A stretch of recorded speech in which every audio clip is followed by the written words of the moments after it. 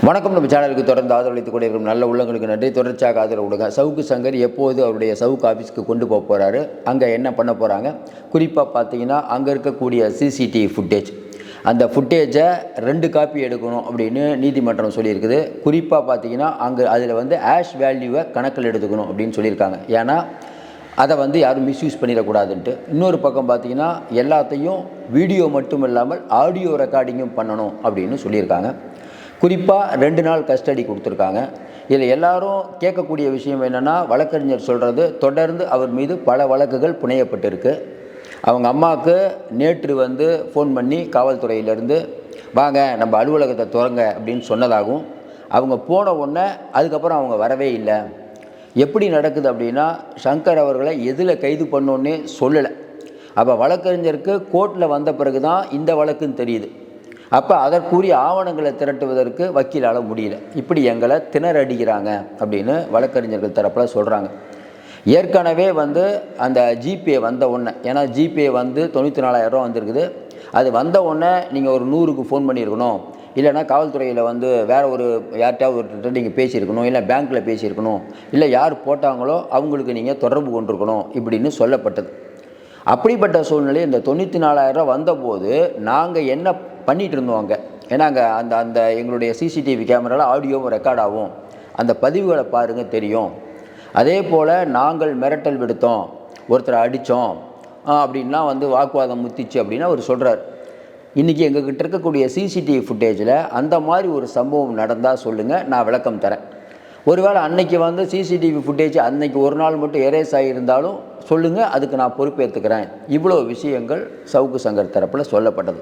இப்போ இதெல்லாம் நான் பேசுகிறத வச்சு பார்க்கும்போது தெரியும், கரெக்டாக தானே அவர் சொல்லியிருக்காரு. சிசிடிவி ஃபுட்டேஜ் பாருங்கள், அதில் இருந்தால் நான் பதில் சொல்கிறேன் ஒவ்வொரு விஷயத்துக்கும். அதே போல் பார்த்திங்கன்னா இந்த 94,000 ரூபாய்க்கும் பதில் சொல்லிட்டார்.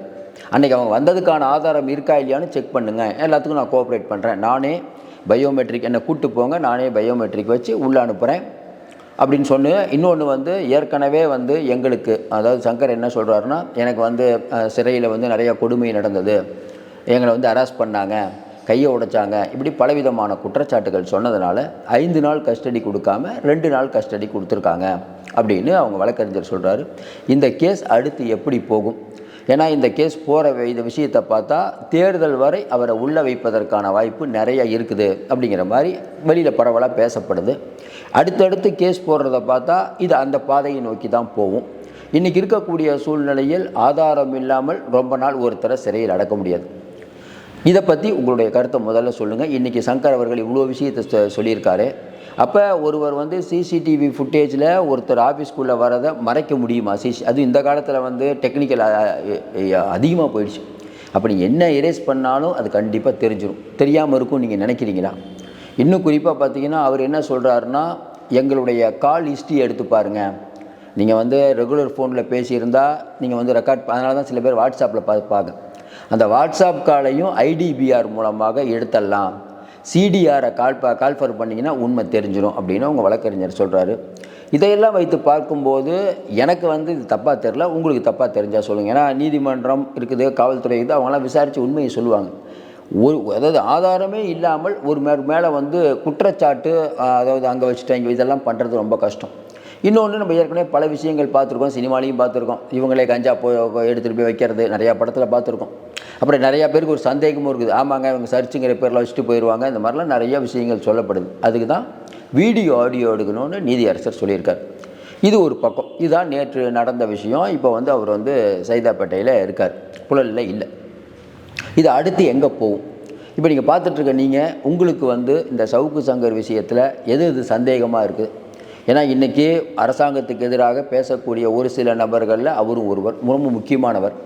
அதிகாரிகள் பற்றியும் பேசுகிறாரு. அப்போ அவருக்கு இழைக்கப்படுகிற இந்த ஒரு அச்சுறுத்தல் அப்படிங்கிறது பார்த்துட்ருக்க மற்றவங்க யாருமே இனிமேல் இது சம்பந்தமாக பேசக்கூடாது, எழுதக்கூடாது அப்படிங்கிறதுக்கு ஒரு எச்சரிக்கையாக இருக்கும். ஏற்கனவே இந்தியன் எக்ஸ்பிரஸில் ஒரு ஆர்டிக்கிள் தெரியும்.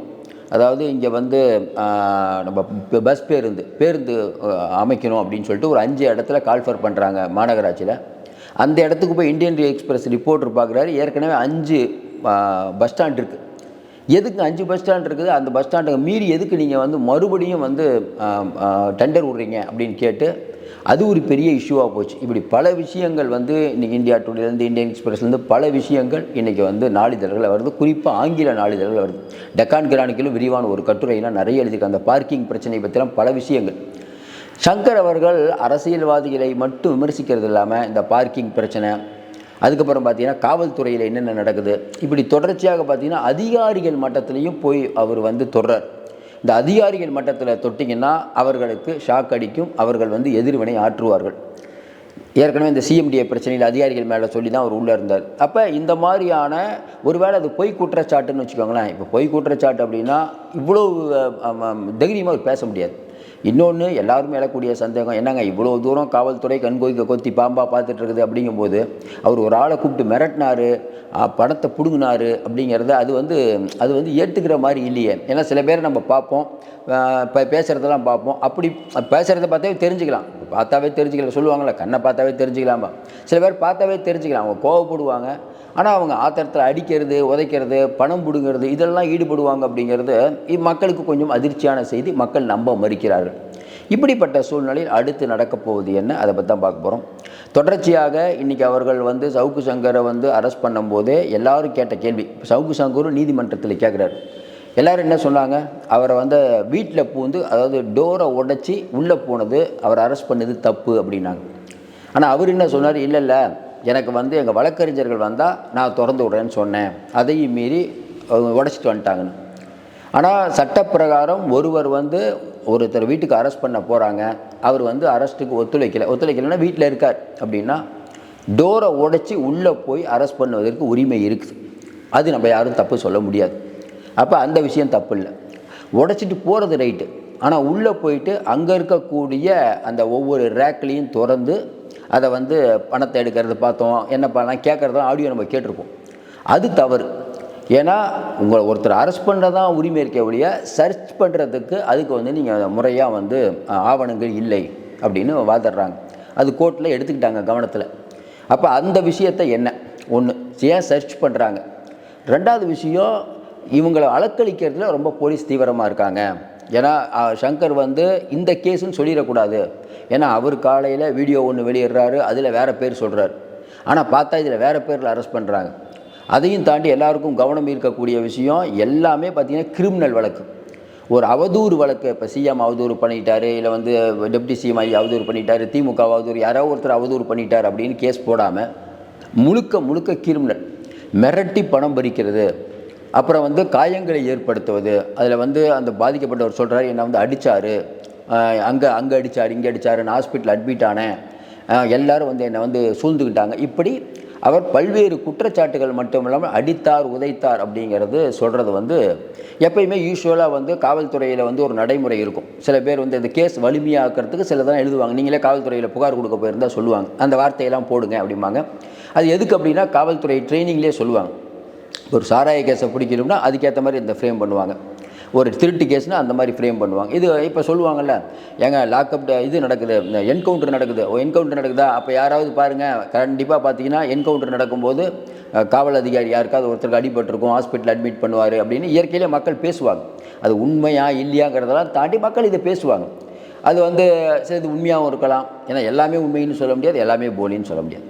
அப்போ மக்கள்கிட்ட அந்த மாதிரி ஒரு எண்ணம் இருக்கிறது. அதனால தான் அந்த வந்து என்கவுண்டரை ஊக்குவிக்கக்கூடாதுன்னு நம்ம எல்லோரும் சொல்லிகிட்ருக்கோம். இப்போ இந்த வழக்கை பொறுத்த வரைக்கும் அடுத்ததாக ஒரு கேஸ் போட்டாச்சு, போலீஸ் கஸ்டடிக்கு போயாச்சு ஒன்று. இன்னொன்று, போலீஸ் கஸ்டடிக்கு போகும்போது எல்லோரும் நீதியரசர்கள் சொல்கிறது என்னென்னா துன்புறுத்தக்கூடாது, அப்புறம் வழக்கறிஞர் போய் டெய்லி 5:30 மணிக்கு பார்க்கலாம், இதெல்லாம் ரெகுலராக அவங்க சொல்லப்பட்டது. இதில் முக்கியமான விஷயம் என்னென்னா, இப்போ சங்கர் அவர்களை பொறுத்த வரைக்கும் அவருடைய செல்ஃபோன் வந்து அந்த லேப்டாப் கைப்பற்றிட்டாங்க. அந்த லேப்டாப்பை கைப்பற்றும் போது இதில் இன்றைக்கி வந்து நீதியரசர் வந்து வழக்கறிஞர் சொல்கிறார், ஏற்கனவே சங்கர் அலுவலகத்தில் வந்து போன தடவை இதே மாதிரி அவருடைய விலை உயர்ந்த கேமரா எல்லாத்தையும் எடுத்துகிட்டு போயிட்டாங்க, கேமராலாம் எடுத்துகிட்டு போயிட்டு அது பாழாக போச்சு, பல கோடி நஷ்டமாகி போச்சு.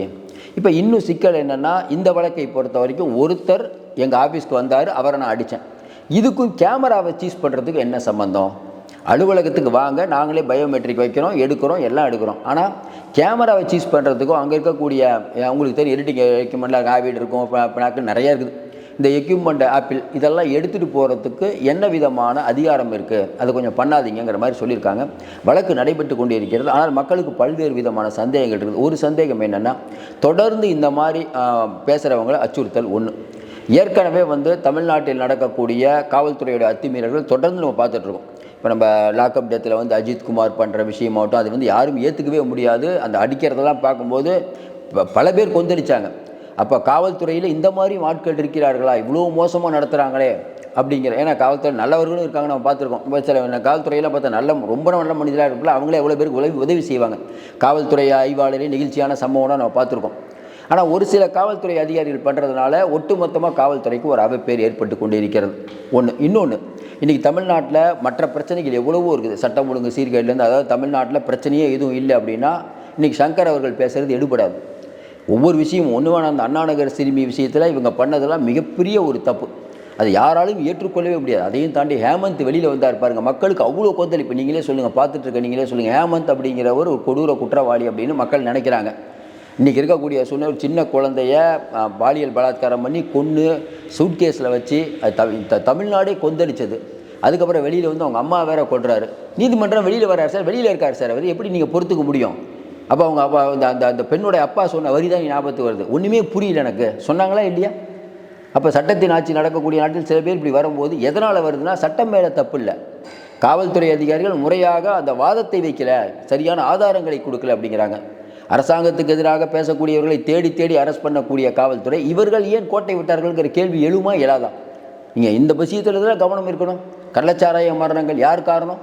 ஒரு தடவை மரக்காணத்தில் நடக்கும்போதே கள்ளக்குறிச்சியில் நீங்கள் சுதாரிச்சிருக்க வேணாமா? ஏன் சுதாரிக்கலை? தொடர்ந்து லாக்அப் டெத்து விக்னேஷுங்கிற குதிரை ஓட்டும் தொழிலாளி ஆரம்பித்து இவர் வரைக்கும் பல லாக்அப் டெத்து நடக்குது. இதுக்கெல்லாம் என்ன காரணம்? ஆணவ கொலை நடக்குது. இதுக்கெல்லாம் என்ன காரணம்? போலீஸுக்கு தெரியாமல் நடக்குதா? பல இடத்தில் எவ்வளோ என்னென்ன விஷயங்கள் நடக்குது பார்க்குறோம். காலையில் 7 மணிக்கே மதுபான ஆலை ஓப்பன் ஆகிருக்குது, நியூஸ் பார்க்குறோமா இல்லையா? அப்போ இதெல்லாம் எப்படி நடக்கிறது? இதெல்லாம் யார் கண்ட்ரோல் பண்ணணும்? தொடர்ந்து இப்போ பேப்பரை திருப்பினா போகுது. பெண்களுக்கு எதிரான பாலியல் பிரச்சனை, போக்சோ வழக்குகள் அதிகமாகி விட்டது. நேற்று நெல்லையில் அசாம் அந்த பெண்ணை சிறுவர்கள் சேர்த்து கூட்டு பாலியல் பலாத்காரம், இதெல்லாம் பார்க்கும்போது தமிழ்நாடு இப்படி ஆகிடுச்சா அப்படிங்கிற எண்ணம் வருமா வராதா? அப்போ இதில் கோட்டையை விட்டு இந்த மாதிரி ஆட்களை அச்சுறுத்தும் வேலையில் காவல்துறை ஈடுபட்டால் அது காவல்துறைக்கு உண்மையிலே நல்லதில்லை. இப்போ காவல்துறை நிறைய அதிகாரிகளுக்கு இது பிடிக்கும்னு நினைக்கிறீங்களா? இதெல்லாம் தேவையில்லாத வேலைங்க. சின்ன விஷயத்தை ரொம்ப பெருசாக்கி இதனால் அரசாங்கத்துக்கு பிரச்சனை. நல்லா யோசனை பாருங்கள், சில அதிகாரிகள் பண்ணுற விஷயத்தினால அரசாங்கத்துக்கு பிரச்சனை. ஸ்டாலினோ உதயநிதி அவர்கள் தான் ஓட்டு கேட்க போகணும். ஸ்டாலின் அவர்களுக்கோ உதயநிதி அவர்களுக்கோ இது உடன்பாடு நினைக்கிறீங்க சார்? அவங்களை இதை விடலாம் கேவலமாக நிறைய பேர் பேசுகிறாங்க சார். அவங்களே அவங்க ஒன்றும் கண்டுக்கல. இதெல்லாம் உங்களுக்கு பார்க்க நேரமே இருக்காது. முதல்ல எவ்வளோ வேலைகள் இருக்கும், தேர்தலுக்கு ஓடிட்டு இருக்காங்க. அப்போ இவர்களை எல்லாத்தையும் மீறி வேறு யாரோ ஒருத்தர் அழுத்தம் கொடுத்து இந்த மாதிரி விஷயங்கள் பண்ணுறாங்க.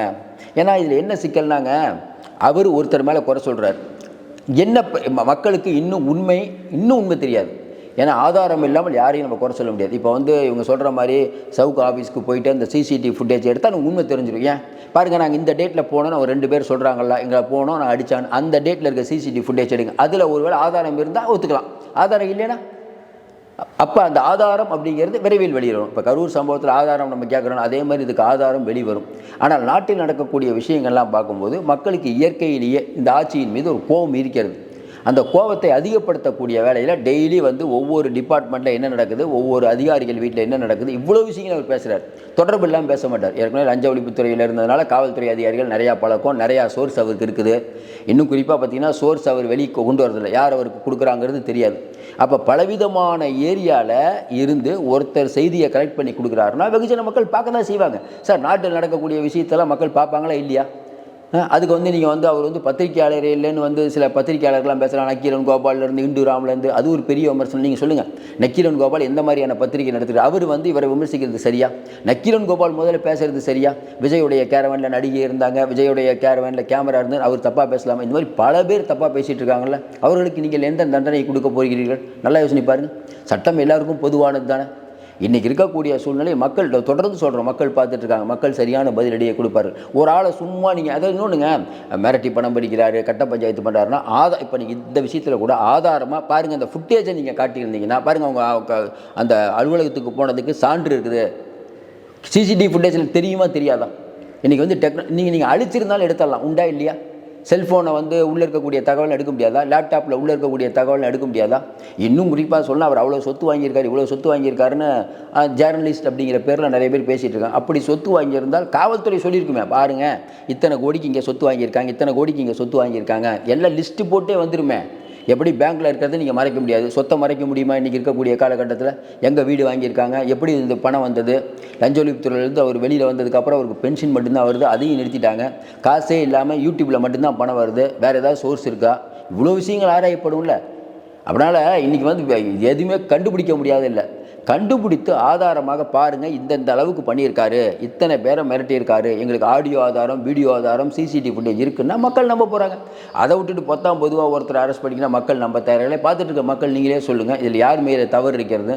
நம்ம உறுதியாக நம்புகிறோம். இன்றைக்கி இருக்கக்கூடிய சூழ்நிலை ஆதாரம் இல்லாமல் சவுக்கு சங்கரை இந்த அளவுக்கு பாடாய்ப்படுத்துவது தவறுங்கிறது என்னுடைய எண்ணம். உங்களுடைய கருத்தை சொல்லுங்கள். தொடர்ந்து நம்ம நிறைய அண்மை தகவல் தந்துட்டுருக்கோம். தொடர்ந்து ஆதரவு கொடுங்கள். மீண்டும் சந்திப்போம். நன்றி, வணக்கம்.